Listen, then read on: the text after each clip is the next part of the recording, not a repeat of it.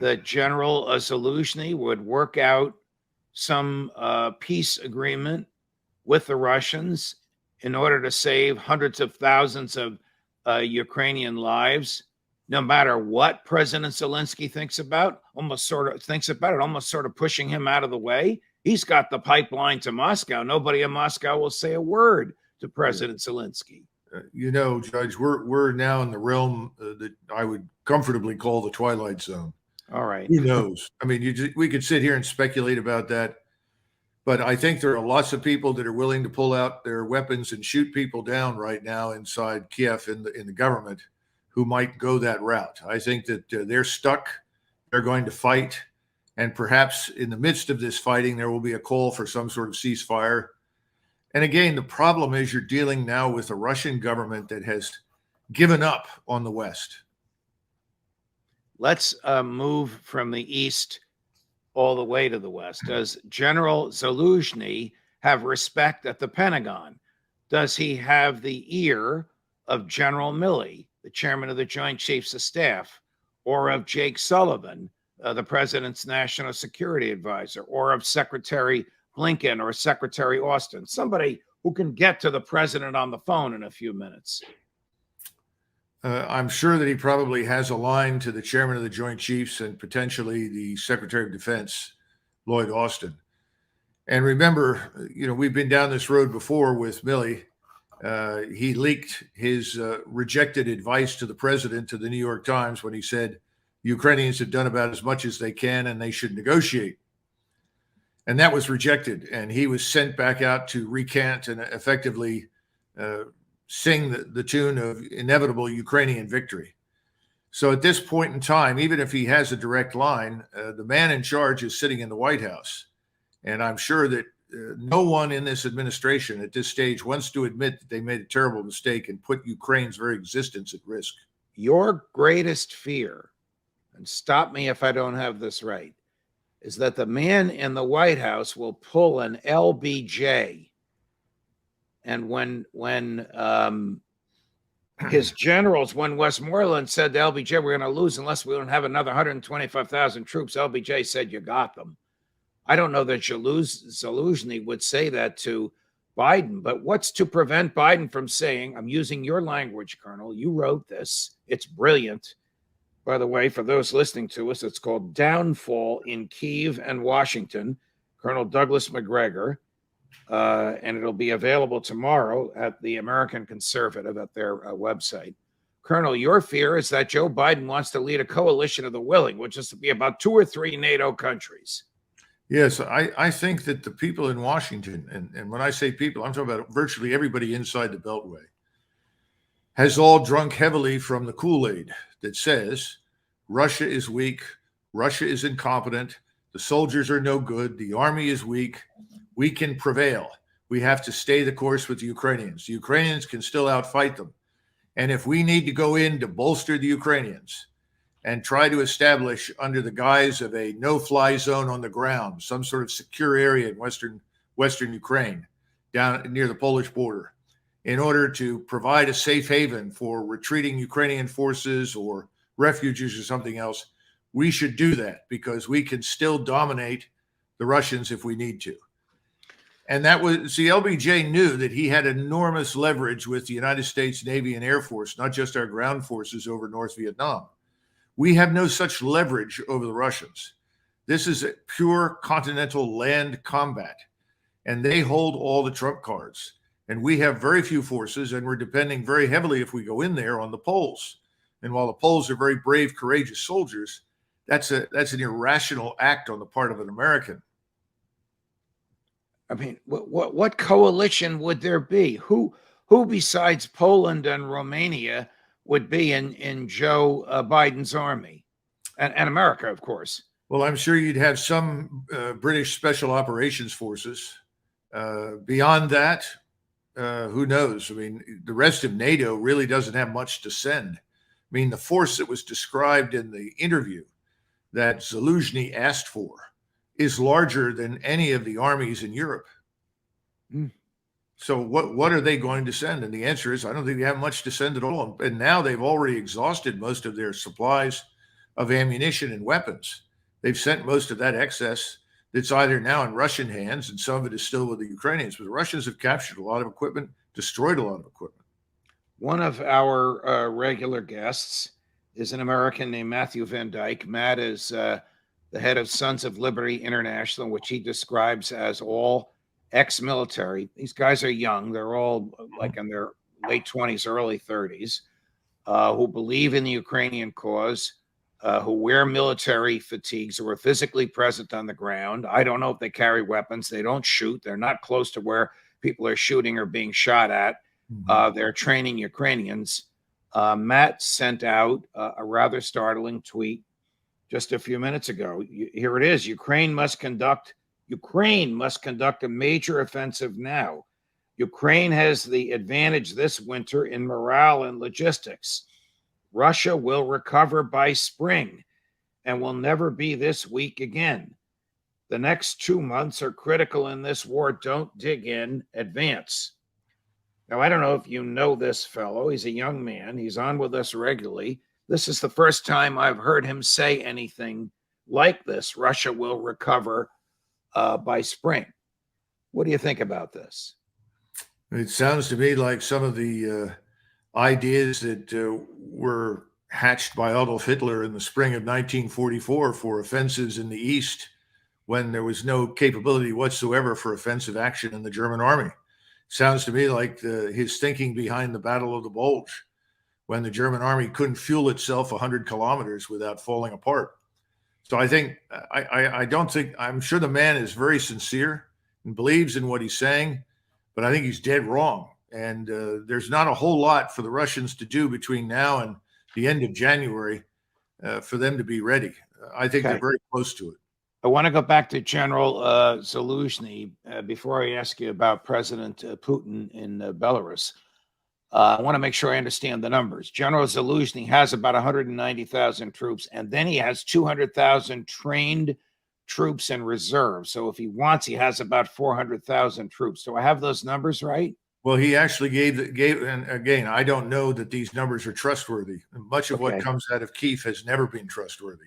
So take it with a grain of salt. Okay, but it's Zaluzhny who has a reputation for being truthful, no? No. None of the Ukrainians have been truthful about the conduct of this war. They've lied prolifically about everything. And he's saying they have 700,000, 200,000 in that category of fit to fight, trained combat troops, and then 500,000 of others, police, paramilitary.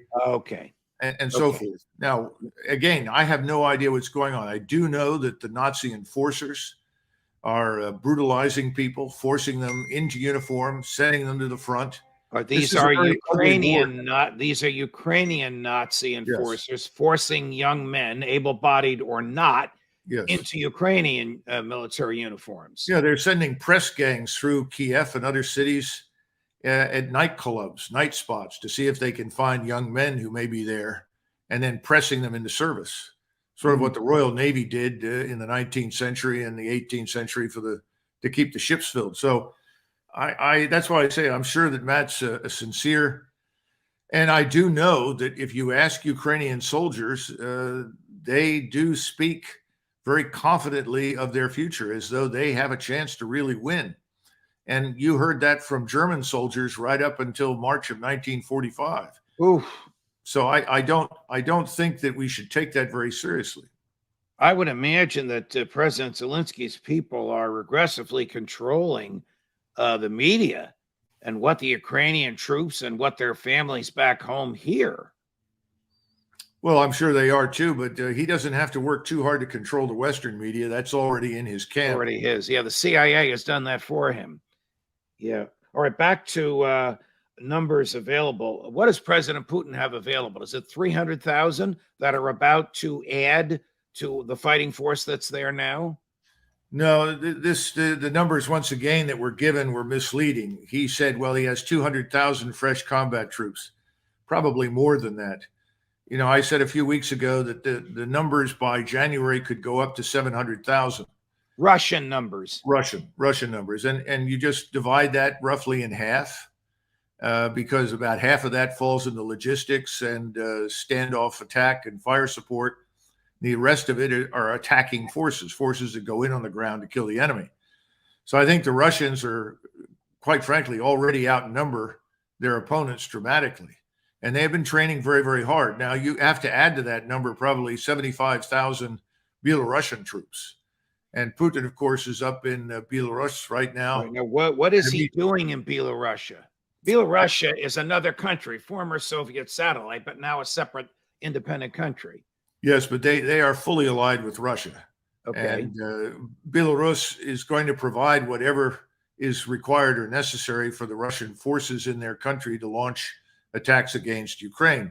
As I said, there's 75,000 in that army, and most of that is deployed along the border with Lithuania and Poland. But they have a secure base of support in Belarus for at least 100, 150,000 troops attacking north to south. I'll tell you what I'm afraid of the most as I listen to you and our friend Scott Ritter, and as I read the media available to me, is that the president of Poland is crazy. He's very, very anxious to begin a conflagration that historians will one day call World War III. Well, that's again going back to the discussion earlier about a small state ultimately leveraging a large one. Right. Will Joe Biden, who could get into Biden's head? Will pressure be put on Joe Biden, whether it's from the Pentagon or the globalists, to back Poland up? Oh, I think that that's very much in people's minds right now, that Poland is the springboard against Russia, and that we should be prepared to use that in order to rescue Ukraine from inevitable destruction. That's why I wrote the article, because I'm afraid that we'll suddenly hear from Joe Biden on the television.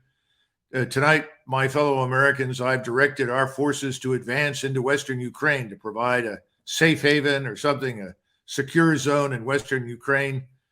And it's about peace, democracy, and freedom, all of which has got nothing to do with what's happening on the ground in Ukraine. And that's what we said about Vietnam. Only this time, you're not talking about Vietnam, you're talking about Russia, a great power. If he does that, the Congress will do nothing. The Congress will do nothing. The president of the United States can't start a war on his own. I'm familiar with the War Powers Resolution. I think it's unconstitutional, but it is the law. But this will fall right into the hands of the globalists. And we know their goal, to remove President Putin from power. Absolutely not, Judge. And now, if I were to put that question to General David Petraeus, how do you think he might answer that in light of his public comments in the last week?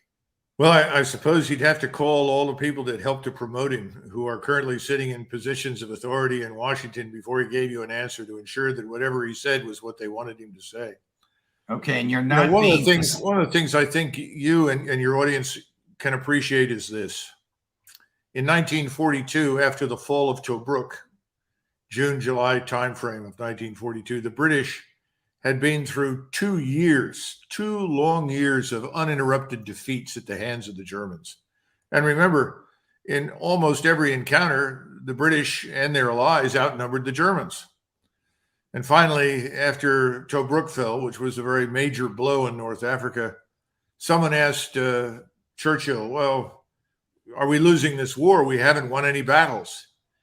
He said, I know battles are important, but battles don't necessarily decide wars. He said, in modern warfare, it's the trends in the wars that decide them. And the trends ultimately favor us, not the Germans. Be patient. Well, I think Churchill was right. The Russians have not sustained any serious defeats. And we know that they were off to a slow start for all the reasons that we've covered. Where they are right now is, frankly, where they want to be. They are defending the territory that they've annexed, and they are training, preparing, and organizing for the major offensives to come in November and December. And here's something else that your audience may find of interest. The 300,000 man mobilization is over, in the sense that those 300,000 reservists are now inside the Russian armed forces, and they're integrated and they're being prepped, trained, whatever you want to call it. But the mobilization has not been suspended. And there's a lot of evidence the decisions behind the scenes have been made to continue mobilizing, so that instead of looking at 700,000 troops, Russian troops in November, December timeframe, we may be looking at 1 million in the field before January. And I think this is because Mr. Putin and his national security advisors, his military commanders, are listening to us and the threats that we continue to make and the insistence that he effectively surrender to Mr. Zelensky. And that's not going to happen. Among those threats, and the reason, of course, for my reference to General David Petraeus in an earlier question, is, of course, a public comment that General Petraeus made, in which he said the United States and some NATO countries should lead some sort of an allied force, not a NATO force, but some sort of a coalition of the willing, to quote George W. Bush, on the ground in Ukraine against the Russians. And knowing Petraeus, as I know you do, I'm sure you know that he wouldn't have said something like that without having run it up the flagpole first. So first, what do you think militarily of what General Petraeus has offered? And secondly, who, since he's a civilian now, up the flagpole would he have run this past? Who else wants this? Does the Secretary of State actually expect his boss, the President of the United States, whose administration is tottering on the brink and whose physical existence is tottering on the brink, to put American troops on the ground? I'm asking you a lot all at once. I'll let you take those balls and run with them. Well, on the first question, I think we have to regard this as having been a kind of trial balloon. In other words, Petraeus was given this material and told to run with it because the people in Washington are interested to see or hear what kind of a response, if any, they get from the American people. That's the first thing. Secondly, unfortunately, I do think there is serious planning going on about the use of U.S. forces in Ukraine. I think it's very dangerous. I think it's ill-conceived, but it's going on. Third, the mention of a coalition of the willing is a dead giveaway because NATO is not united on this issue. Most people in Europe are not interested in being dragged into a war with Russia. So when you ask the question, what is this coalition of the willing? Well, are we going to get some Romanian troops, Polish troops, perhaps, maybe some Lithuanians? It's hard to tell. Anybody else prepared to show up? I don't know how many British troops they can expect to get. I don't think the British could field 10 to 15,000 troops in any period of time that would be competent on the battlefield. The French, they're already overextended in Africa. So I don't know who else we're talking about. So this coalition of the willing, as it's termed, is another indicator. And then finally, why are we talking about this at all, Judge? Right. Why? Because the globalists in the State Department want to put Putin out of business, and they think they can do it. First, it's because Ukraine is devastated. It's losing. It's on the brink of extinction. The counterattacks that we saw over the last several months, it started out with 30, 40, 50,000 troops, then declined to perhaps 10,000, 12,000. They declined further to 3,000 to 5,000. And recently we've seen battalion-sized units, 500, 600, 700, actually trying to probe and walk through Russian defenses. They're running out of manpower that can fight. And in fact, the information I have is that the Polish soldiers in Ukrainian uniform, and we don't know how many there are. I've heard lots of estimates all the way up to and a little bit above 10,000. And then the so-called Foreign Legion that Ukraine has fielded, which may number 5,000 to 7,000 or less. Again, we don't know. That those formations are the only formations with any stomach for a serious attack in a major fight. So that's the other point. Now, finally, to go to yours. Yes, Judge, we have people in Washington who want a direct confrontation with Russia because they believe they can bully Russia. They believe they can compel the Russians to submit, that Mr. Zelensky can show up and accept their surrender. It's bizarre. There's no evidence for it. It's dangerous. It's stupid. But yes, They are there. And I think that characterizes the thinking at the top of the administration. So Zelensky, who was all over the place in the media for 7 or 8 months, really hasn't made two observations. Hasn't made very many public appearances in the past month. So I offer to you the thought that maybe he knows that what you're saying is truthful and his days are numbered. The other observation I want to make is the storied American 101st Airborne is in Europe for the first time since World War II. They're in Romania. What are they doing in Romania? Well, according to the reports, there are about 5,000 of them. This is a mix of light infantry and UH-60 aircraft. I don't know if they have a battalion of H-64D attack helicopters with them, but they're supposedly working with Romanian forces. Again, this looks like one wing or one leg of the coalition of the willing. Then the rest of the division is up in Poland, which is several hundred miles north. And there are all sorts of rumors on the internet, and people are saying, oh, well, they're going to fly in to Odessa and set up a blocking position to prevent the Russians from moving on Odessa. And they'll be reinforced. Okay, I find it hard to believe that we would be quite that stupid, because Odessa is very definitely on the menu for the Russians. It's a Russian city, a Russian-speaking city. It's never been Ukrainian. And they are going to retake it, just as they're going to retake Kharkov for the same reasons.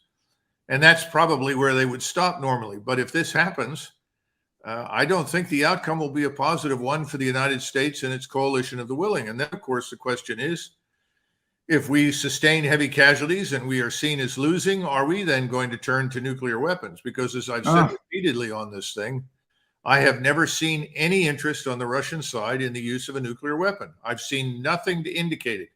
The statements that have been made were always made in response to us, response to anyone who questioned whether the Russians would respond if they were attacked with a nuclear weapon. And they made it very clear that they will. And this is the problem with this limited nuclear war business.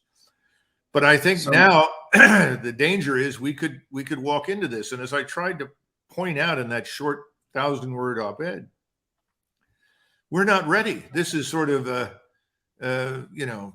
get set and go in whether you're ready or not. And we're not ready. The infrastructure isn't there. The tons of ammunition are not on hand. The force sizes don't make any sense. I mean, we keep saying, well, the Russians were stupid when they went in, they made all these mistakes. Well, the Russians at least went in there with a goal of not killing fellow Orthodox Slavs. That was a goal. Didn't want to kill them. All right, that didn't quite work out as they'd hoped. But now we're talking about going in, and we have no such guidelines or constraints, but we don't have the forces. And we're now saying, well, the Russians are building forces. Well, there's a reason for that. This place is the size of Texas. If you don't have several 100,000 troops, you're not going to be able to dominate it. How are we going to do this? I think it's insane. Something else that you alluded to in your fascinating 1,000-word op-ed to which you just made reference was the War Powers Resolution. In my view, a profoundly unconstitutional piece of legislation, but it's never been tested in the courts. And it means that we could all wake up some morning to find Joe Biden on television saying, by the way, last night, 50,000 American troops entered the fray in the Ukraine war, and there's nothing the Congress or anybody could do about it for 90 days. Then he reports on it, and they can stay another 90 days. Then he needs congressional approval. But for half a year, for 180 days, he has, in my view, the constitutional power that Madison and company expressly reserved for the Congress in his own hands. He can choose the target and wage the war, which makes him a prince. Madison was adamant about separating war-making power from war-waging power, but this terrible piece of legislation, which President Nixon vetoed because he thought it crimped his style rather than expanding his power, another argument for another time, gives Joe Biden that authority. Is this something we have to fear, that we wake up some morning and find out that while we all slept, 50,000 uniformed American troops, I'm just throwing that number out, entered the Ukraine-Russian war? Yes. I think it's a real possibility now, much more so than any kind of nuclear exchange. I still do not believe that anyone in the White House is deranged enough to even consider such a thing. But I do think that this is a possibility. How much is it? 90%, 80%, 60%? I don't know. But I do know that after I'd written that op-ed piece, I received an awful lot of information from people on the inside telling me that I was dead right and on target, and then beginning to tell me the kinds of things that were under consideration. So yes, I think it's a possibility. Now, if we go back to this whole business, let's face it, certainly since FDR, I think we've lived in a world of presidential government. And that's one of the tragedies of the United States. We were founded as Agreed. And There's no question about that the presidency, no matter who occupies it, whether it's Jimmy Carter or Ronald Reagan, or Harry Truman or Barack Obama, the presidency has expanded almost to the point of dictatorial powers. That George W. Bush and his successors all claim that somehow they can kill people. I mean, these are claims that even to FDR would have sounded alien. But I have heard nothing other than from you and our colleagues who've been critical of General Petraeus from his statement. Now, you say it may have been a trial balloon. Were they expecting tub thumping in support of it? Or were they expecting silence? Because no one wants to be the first one behind Petraeus to say it's time to put American troops in harm's way. I think they're most interested to see if there is any public reaction. The people that govern in Washington are really accustomed to a quiescent, compliant public. I mean, how often do people take to the streets to object to things that we do overseas with the American military? The last time I remember any serious opposition to anything being done overseas was during the Vietnam War. And people say, well, see, that's because we had a draft. Not really. It took years before they finally went to the streets and objected to the Vietnam War. How long were we in Vietnam before anything happened? 3 years. Right. So the problem is that most Americans on any given day aren't interested. And so what you get as a consequence of this is what you have now. Right now, we have people at the top of this administration who are behaving like 3-year-old children who have found out that there are these things called electrical sockets, and they've got forks, and they're shoving forks into the electrical socket to see what happens. Well, one of them is going to be electrocuted, to be sure. Probably will be shocked by it at the least. That's where we are. That's what this idea of going into Ukraine is. It's dangerously stupid. You are pushing the fork into the electrical outlet. Let's get back to the status of things on the ground. One of our viewers asks, isn't it true that Russia has lost territory? And if so, why? That is, lost territory that it had previously conquered and acquired. Well, the only place that they have lost territory, as I understand it, that is significant in terms of square mileage was up near Kharkov. And that was an area where they only had 2,000 paramilitary police stiffened by some paratroopers. And they just said, look, this is wide open, flat terrain. It's not worth it. We can come back here whenever we want to. And they pulled out. The Ukrainians were then subject to punishing artillery, rocket fire, missiles, airstrikes, and lost 40% of the force that went in there. Now, over the last several weeks, we've had these little maneuvers, little attacks that for a while pushed forward, were then driven back. And what has been going on just within the last 24 hours is another one of those.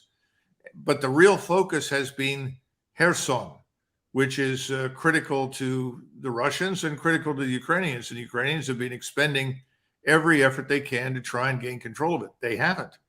And they haven't driven the Russians off the bridgehead that they have west of the Dnieper River. And I keep hearing people report that. So I always go back and check. And what we have seen is Russian civilians were understandably evacuated. That's a good thing. We don't want them to be killed, just as the Ukrainians ought to evacuate Ukrainian civilians to avoid their deaths. But there has been no massive withdrawal of Russian forces anywhere. And I would simply suggest that these modest gains here or there have generally been reversed. And if they haven't been reversed, it's because there's no urgency to do so. And remember, behind these front lines right now, most Americans don't know this, there are groups of Russian forces with the best equipment available of between 50 and 80,000 men training behind these lines down in southern Ukraine, also behind the lines up in western Russia or eastern Ukraine, and then up in Belarus. So it looks like we see the evidence for three major axes as a minimum emerging, involving hundreds of thousands of troops on the attack. That's their focus. They're not worried about a few kilometers here or there of open, flat terrain. What is, if you know, what is life like in the formerly Ukrainian areas now under Russian control? Is this like when the Nazis entered Paris and somehow the SS was working with the Paris police, and somehow the SS found compliant French politicians to run the machinery of city government? So who runs government? Who runs the schools? And is there day-to-day normal life and commercial activities going on in these four regions that a year ago were subject to Kyiv and now are subject to Moscow? Well, the areas, the principal dead horse at the top of the menu is NATO, which continues to be treated as this sacrosanct holy relic. And frankly speaking, internally, it's in complete disarray. It's falling apart. And Americans, I think, sense it, and it's falling apart for all the obvious reasons. You've got economic problems in Europe compounded by all the sanctions imposed on Russia. And while our sanctions have no doubt had some impact, let's be frank, the blowback from the sanctions we've imposed on our European allies has been horrific. And now the Russians have simply announced that they will stop exporting any oil or gas to Germany until further notice. I think that's going to hit a lot of other Europeans. There are problems inside NATO. The Italians were trying to help the Germans with oil and gas, and they too are in a difficult position. And as a result, Draghi has been under severe criticism and is probably going to be forced out. Macron is always been on thin ice, and I think more so now than ever. The problem is that the European peoples are suffering. They're overwhelmed with the immigration problem. We've got 900,000 more Ukrainians pouring in on top of millions of Muslims. Criminality is out of control, and it's not being reported in the press, but the people that live there know what's happening. And there's a sense that why Russia? If you're an Italian or a German and you look at Russia, you say, well, wait a minute. I don't see Russia as evil incarnate, and it doesn't pose a threat to me. And of course, they're right. So what does President Biden and what do the internationalists around him, Tony Blinken, Secretary of State, and his colleagues in the foreign ministries in Europe, what do they really want NATO to do? I mean, do they want to see NATO troops on the ground in Ukraine, or God forbid in Poland or Estonia, fighting Russian troops because they see this as a means to either degrade the Russian military or get rid of Putin once and for all? Well, very quick answer on the first one. No one in Europe is interested in committing its forces to a fight with the Russians. They don't see any reason for it. Most of what we call military establishments in Europe are gestures. They're facades. Most of these forces haven't seen any real action against anybody for decades, and they're certainly not up to taking on the Russian military. I mean, remember, the Russian military was this hopelessly inept, incompetent organization that has now withstood 150 days of continuous fighting and crushed the Ukrainian military establishment virtually out of existence, to the point where the Ukrainian government's going to have a tough time just surviving, especially if we stop funding it, which is what we're effectively doing. We've made Ukraine the 51st state. So no, that first part is nobody wants anything to do with this war, and they know they're not prepared to fight it. As for the rest of it, I think they have went along with Biden's notion that somehow or another this would force Mr. Putin to resign and create a catastrophe in Russia. And they believed it. And now they've gotten an education. Russia has an abundance of resources. It's probably the country in the world that is richest in resources. It's not going to go out of business. And Mr. Putin's popularity ratings are through the roof in Russia. All the Russians see him as defending Russia. Does there come a time when the American government recognizes that the sanctions were a disaster, that they're hurting American business enterprises? They're not at all deterring Putin. All these Russian oligarchs' yachts that were seized, that was just for show. Yeah. Is there a time when Tony Blinken and company realized we're on the wrong track and we got to get out of this? I think privately they recognize that they are very much on the wrong track. I think they are taking alarmist phone calls from everywhere, from Stockholm to Berlin to Rome, Paris, Madrid. So I think they know that. The problem is they have no plan B.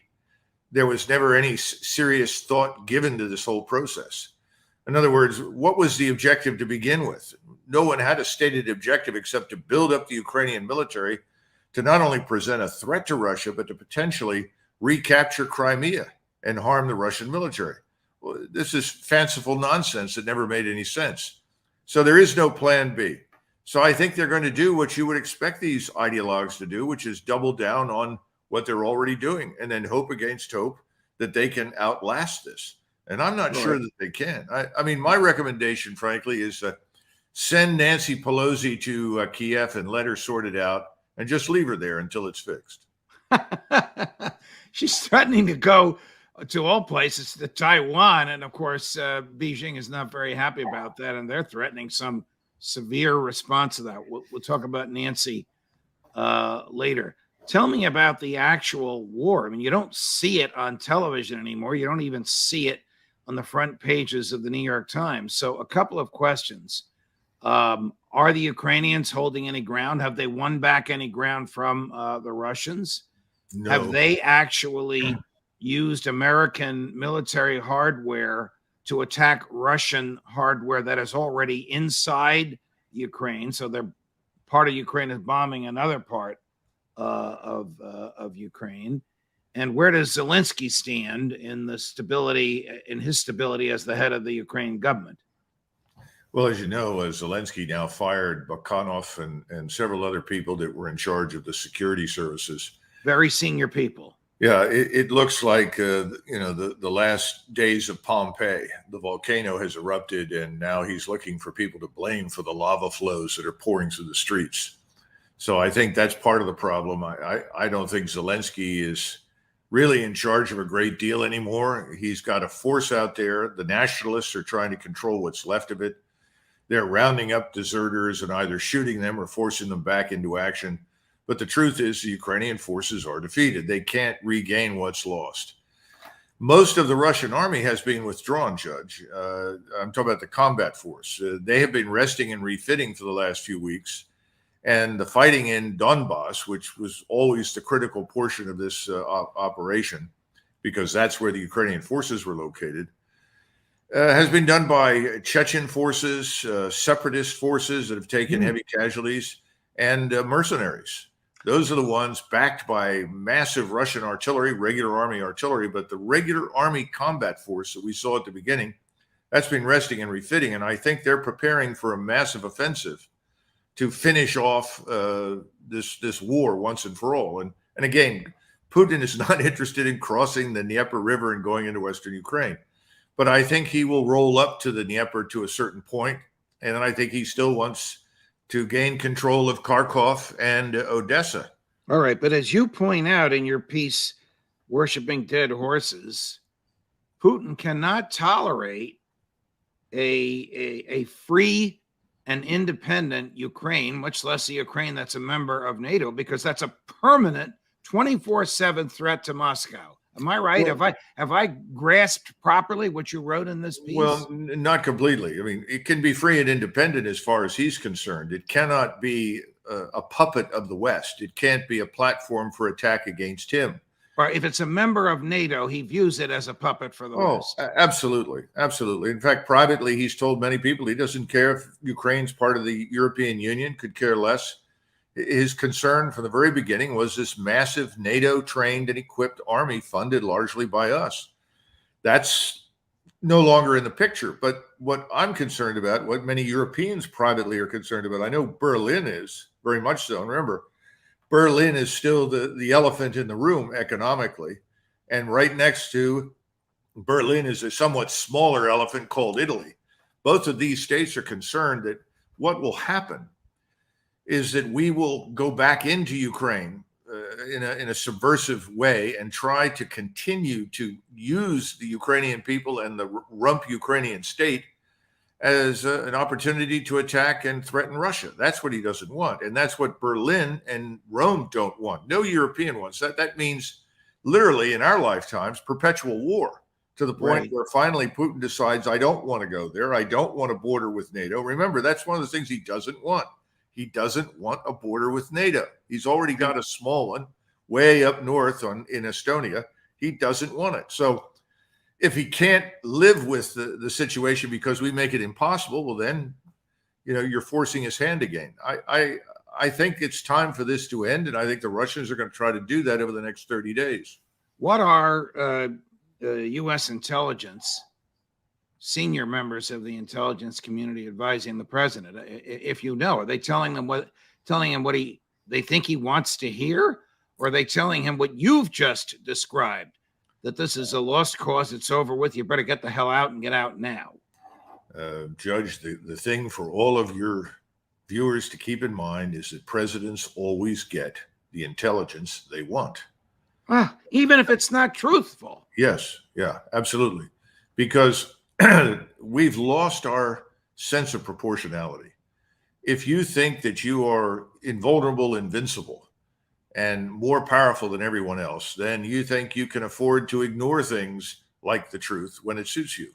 This has gotten us into a lot of trouble now, I think, with Russia, because Russia is not Iraq. Russia is not Afghanistan. It's not Libya.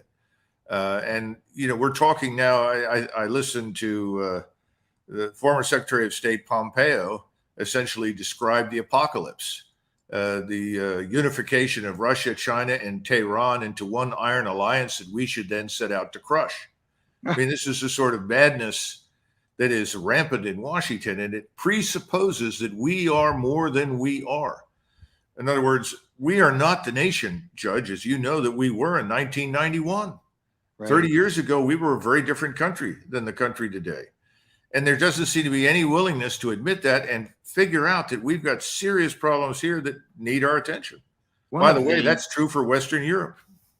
One of the problems that you point out in your piece, Worshipping Dead Horses, you sort of pivot from explaining the uselessness and weakness of NATO into serious problems with the American military, which have been visited upon it by the attitude of current leadership, the Biden administration, with respect to promoting people on the basis of race and gender who are not the most qualified, and establishing the sort of woke atmosphere in the military that people like you and I and people watching us today laugh at when we see happening on college campuses.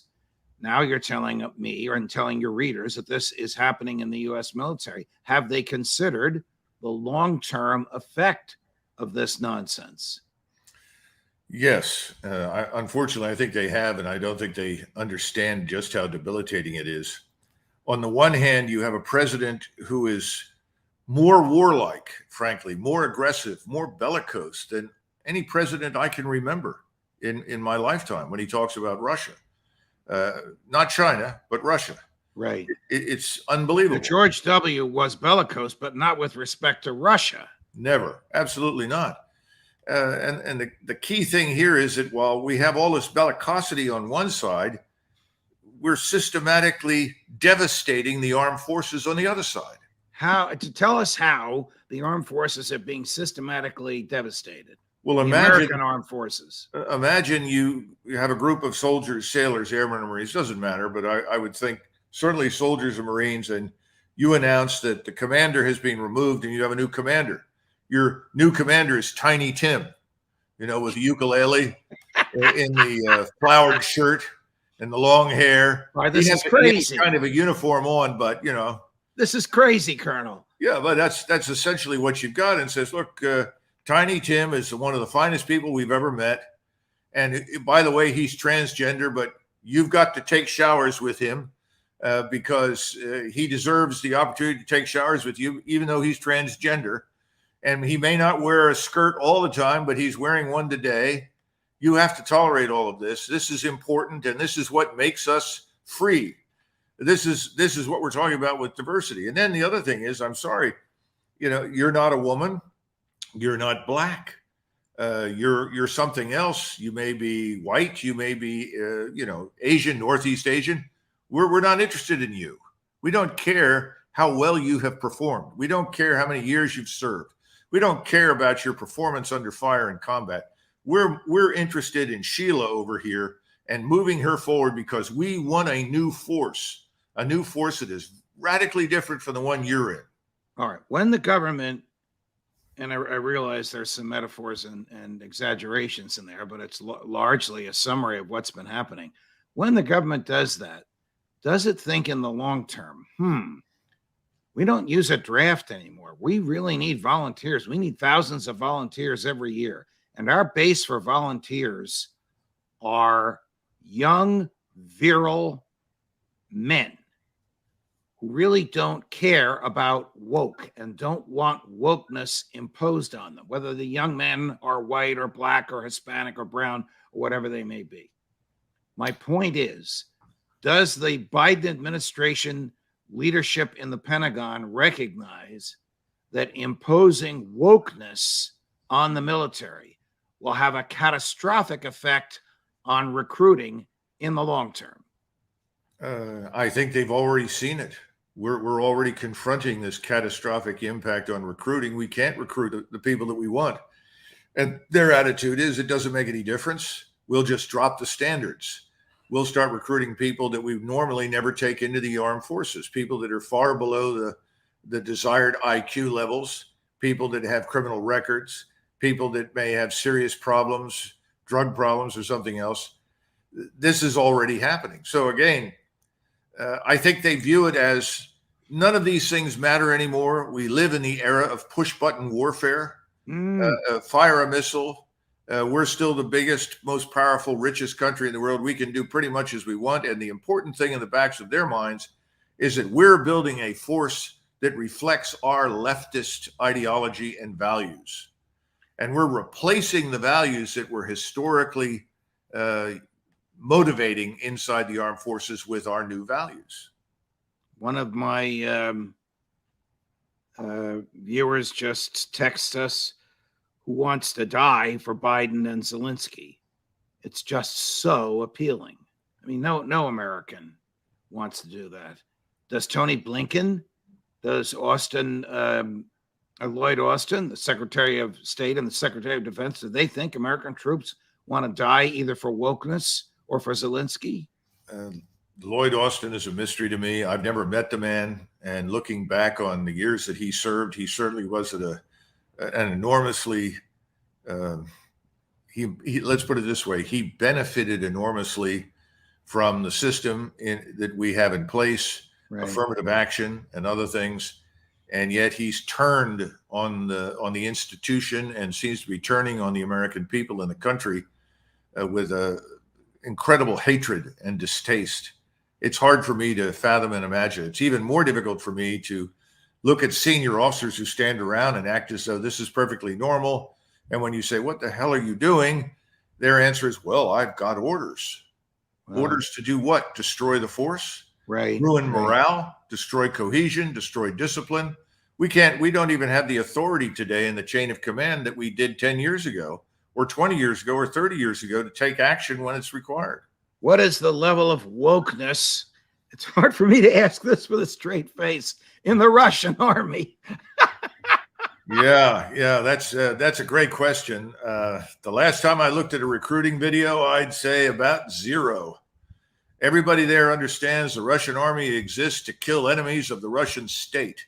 And all the soldiers, sailors, airmen, and Marines understand that's their number one task.